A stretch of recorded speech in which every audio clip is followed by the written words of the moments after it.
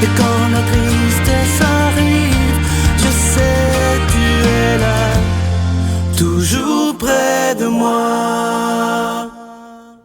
Bon samedi matin, bienvenue à votre émission La Victoire de l'amour, comme on le fait toutes les semaines depuis longtemps. Déjà, on rejoint notre petite sœur Sourire pour bien commencer notre fin de semaine, Sœur Angèle.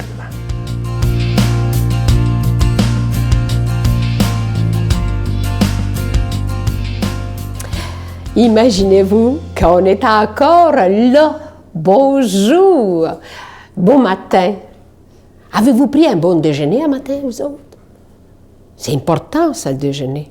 Très important. Vous savez, mon père prenait juste un café au lait, puis il partait, mais imaginez quel café au lait, il faisait un gros bol.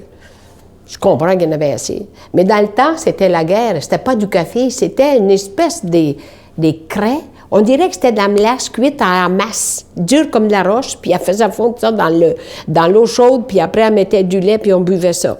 On n'était vraiment pas trop fort. Mais, voyez-vous, on a gardé la vie. On a gardé cette espérance en nous, pareil. Ils disent que ça prend une guerre, des fois, pour repartir à neuf.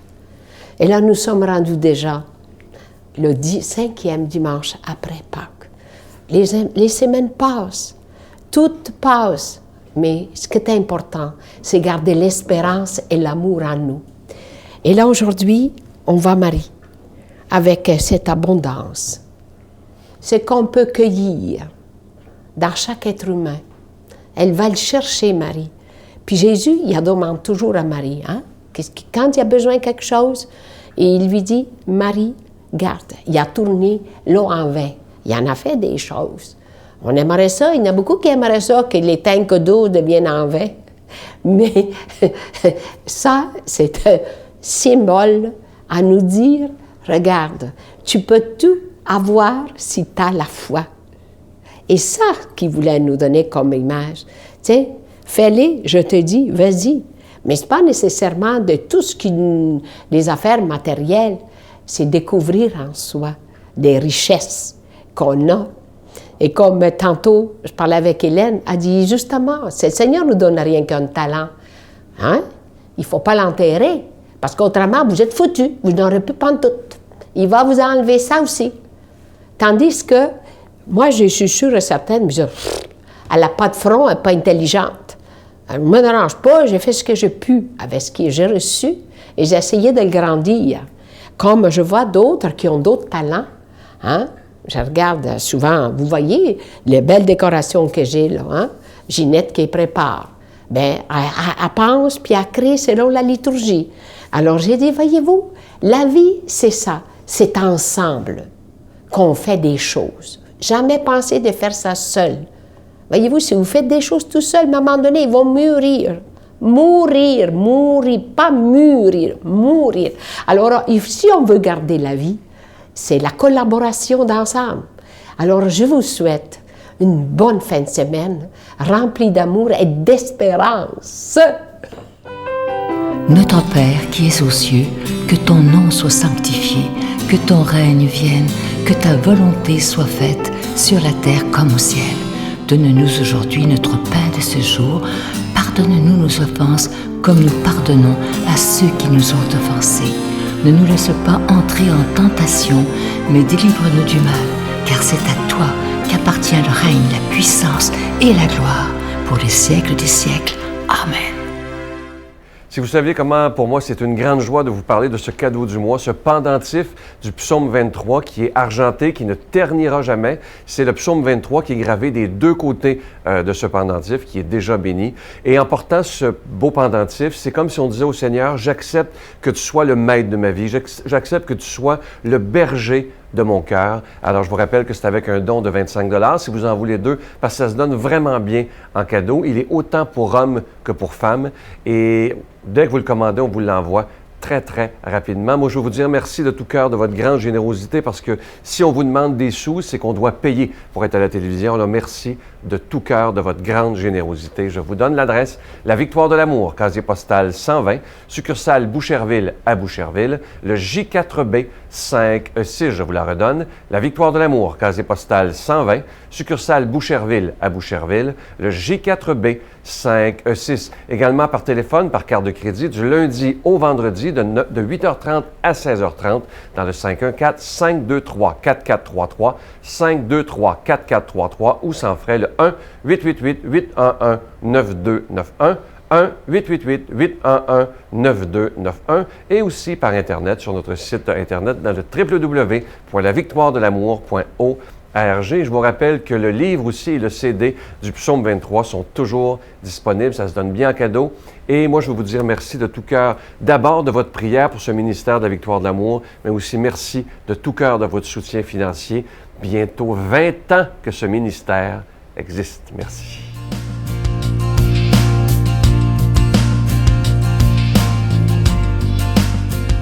Mon Dieu, donnez-moi la sérénité d'accepter les choses que je ne peux changer, le courage de changer les choses que je peux et la sagesse d'en connaître la différence.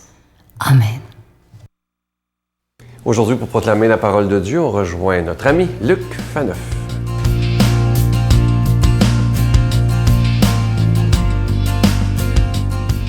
Bonjour, bienvenue à votre méditation quotidienne de la parole de Dieu. En ce 17 mai, oui, journée spéciale, en tout cas pour moi, pour beaucoup de Montréalais qui connaissent leur histoire, 372e anniversaire de la fête, je dirais, religieuse de Ville-Marie, Montréal.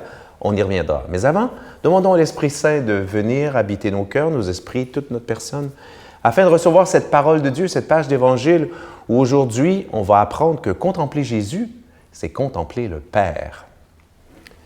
À l'heure où Jésus passait de ce monde à son Père, il disait à ses disciples, « Puisque vous me connaissez, vous connaîtrez aussi mon Père. Mais dès maintenant, vous le connaissez et vous l'avez vu. » Philippe lui dit, « Seigneur, montre-nous le Père, cela nous suffit. » Jésus lui répond, « Il y a si longtemps que je suis avec vous, et tu ne me connais pas, Philippe? Celui qui m'a vu a vu le Père. Comment peux-tu dire, montre-nous le Père? Tu ne crois donc pas que je suis dans le Père et que le Père est en moi? Les paroles que je vous dis, je ne les dis pas de moi-même, mais c'est le Père qui demeure en moi et qui accomplit ses propres œuvres. Croyez ce que je vous dis. Je suis dans le Père et le Père est en moi. Si vous ne croyez pas ma parole, croyez au moins à cause des œuvres.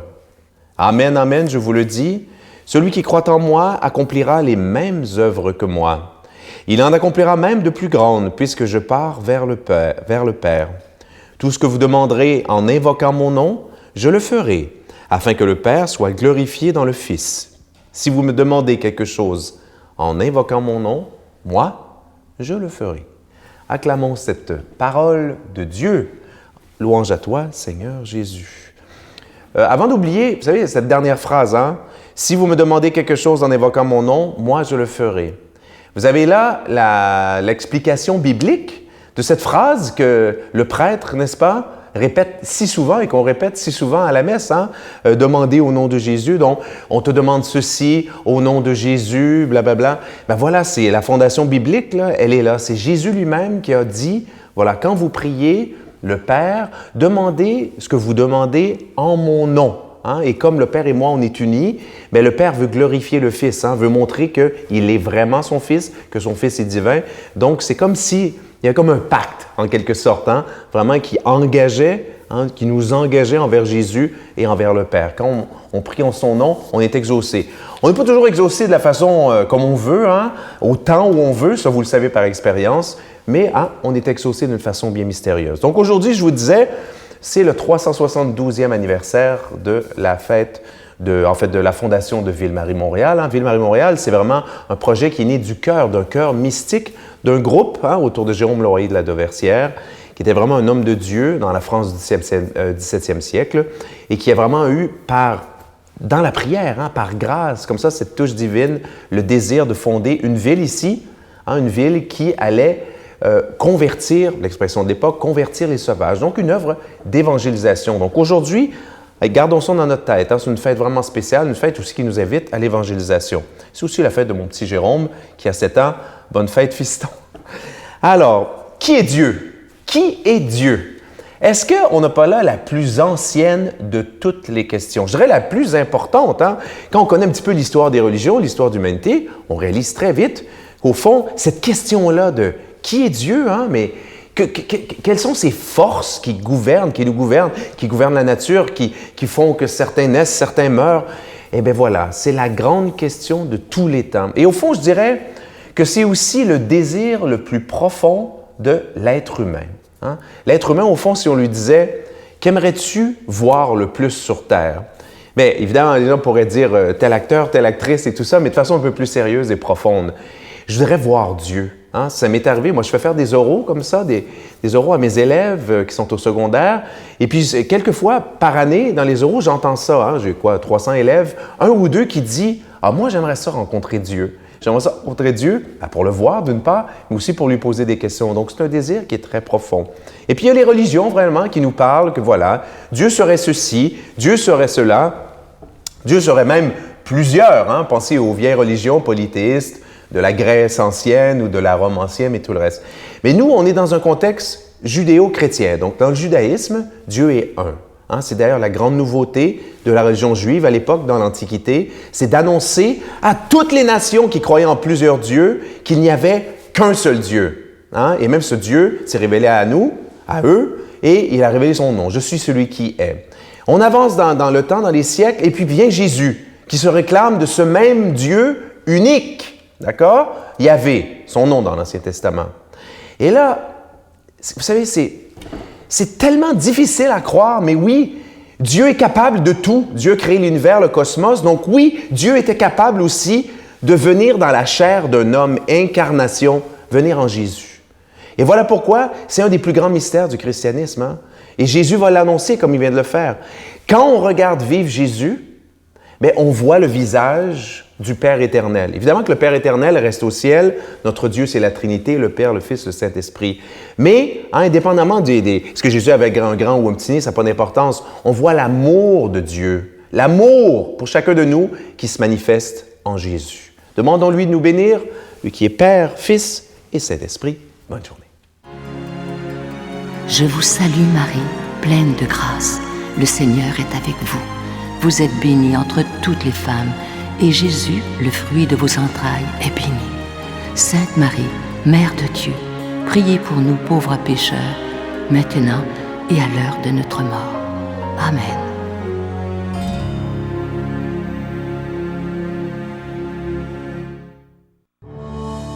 Sur les pas de Jésus. Dans le cadre des festivités du 20e anniversaire de la victoire de l'amour, nous vous invitons à un magnifique pèlerinage en Terre Sainte et Jordanie en compagnie de Sœur Angèle, l'abbé Donald Thompson et Sylvain Charon.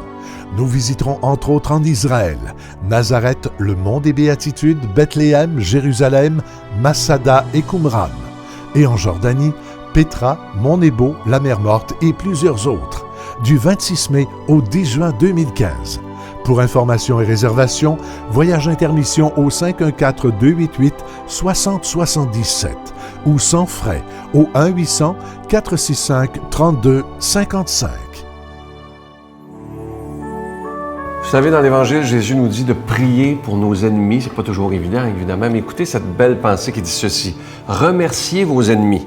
Ils sont vos plus grands maîtres. Ils vous apprennent à faire face à la souffrance et à développer la patience, la tolérance, la compassion, sans jamais rien attendre en retour. Belle pensée, hein? Alors, n'oublions pas aujourd'hui peut-être de prier pour quelqu'un avec qui on a un petit peu de misère. C'est pas évident, mais être croyant, c'est d'aller jusque-là. À demain. Bye. Mon cœur priait pour que un jour, lorsque j'ai confié mon enfant, j'ai fait une prière qui disait que j'ai demandé à Dieu si j'ai fait le bon geste, fait qu'un jour elle va me retrouver. Et effectivement, il y a 10 ans, elle avait 26 ans, et elle m'a retrouvée. La Victoire de l'amour remercie de tout cœur les Résidences Soleil de leur accueil si chaleureux.